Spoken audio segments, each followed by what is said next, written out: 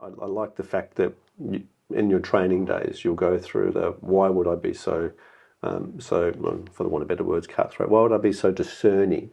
And the answer ends up being the right answer is because it's the right thing for the person to be told this isn't the right thing for you. And I think it's one of the hardest things to learn in life is you're not always right fit. And if something does fail, that it's not that you're a bad person.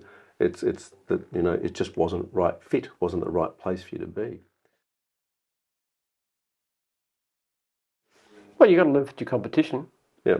When I started, I had a very powerful competition. They had 250 franchisees, which was a lot in those days.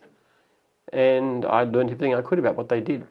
And then I saw some things I liked, and I saw a lot of things I didn't like. And I just produced a system that was better. And I take my hat off to Bill Viss. He was the pioneer in this kind of thing in Australia. He was by far the first, and he was very good at it. But, we just improved on the model a little bit.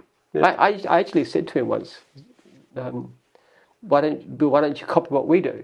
Yeah, and what was his answer? Well, he said, my guys wouldn't let me. I don't quite know what that meant. Maybe something to do with his contracts, but I don't know. I think if his people were offered Jim's group type services, they'd probably be pretty happy. Yeah. But it's difficult, though. I mean, it's difficult for anybody. I wouldn't if I was starting up from scratch, I wouldn't try and compete with me.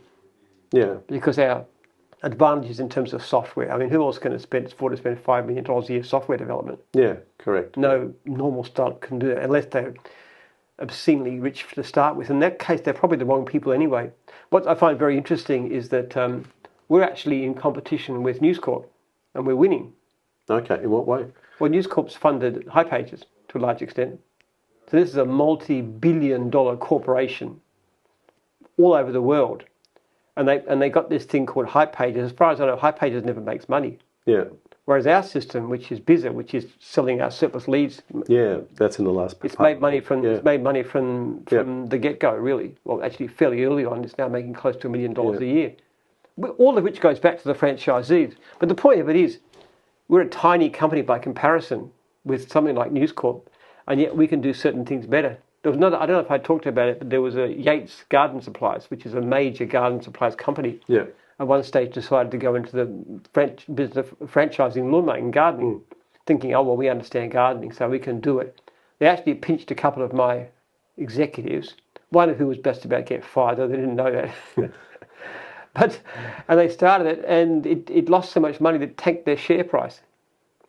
Oh, really? Because they didn't understand. They understood gardening, but didn't understand franchising. Didn't understand the business of being a contractor, which I did from the beginning, because that was who I was. I was the gardening contractor. Yeah. So I'm talking to somebody from personal experience.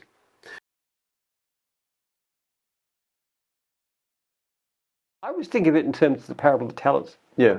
You've got the 5 talents is the super capable person, and the 2 talents has got some abilities, and the 1 talent's got very little.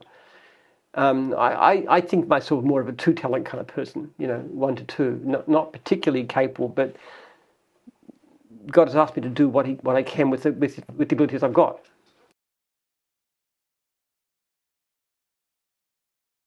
Yeah. And I love that you say that. It was interesting. I'd be interested in your take on this. I was watching a short video from Robert Kiyosaki the other day about how the book Rich Dad, Poor Dad came around.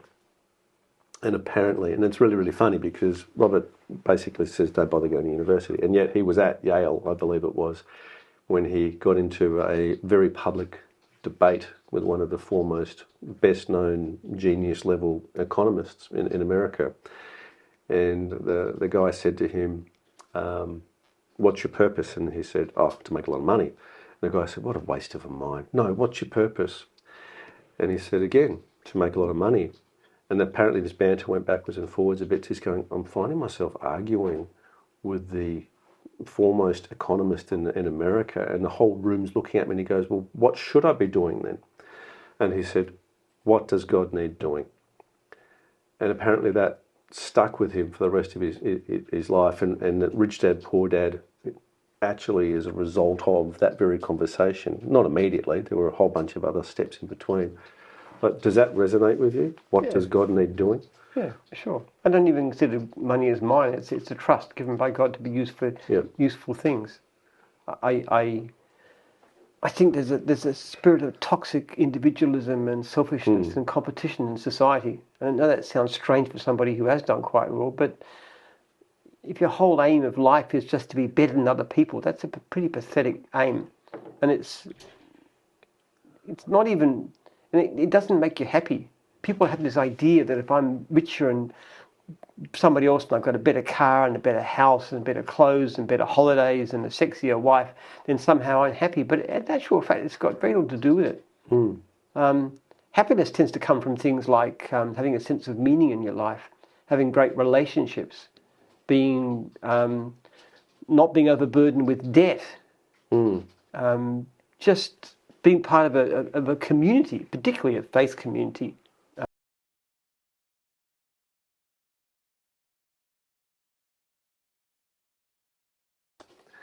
Jim has more faults than the stars in the sky, and his good points are few, which I don't agree with, but I don't live with you. Like the sun, but when the sun comes out, you don't see the stars. That is a truly beautiful statement.